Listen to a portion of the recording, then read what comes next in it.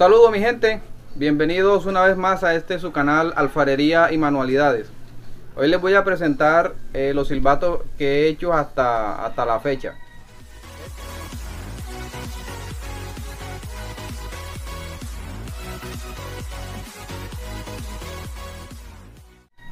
Este es el silbato del búho. Vamos a escucharle el sonido.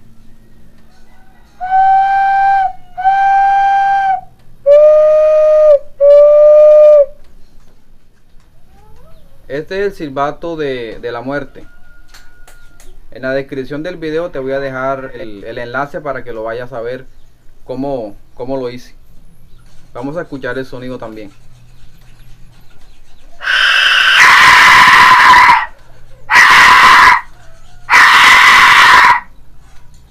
Silbato de la muerte.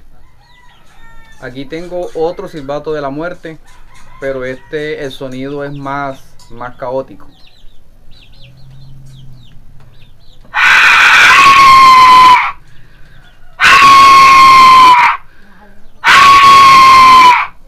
Silbato de la muerte. Está listo para pintar. Aquí tengo silbato de la rana. En la descripción del video te voy a dejar también el enlace.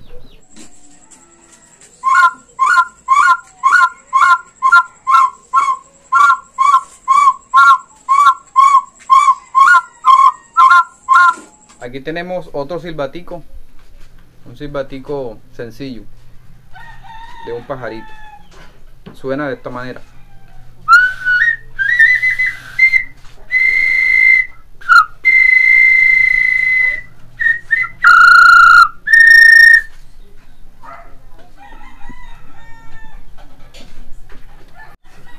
Y por último tengo este silbato que estoy preparando el tutorial.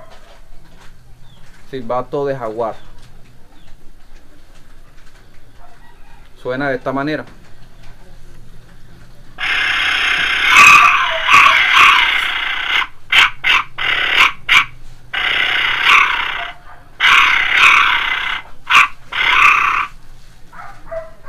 Silbato del jaguar.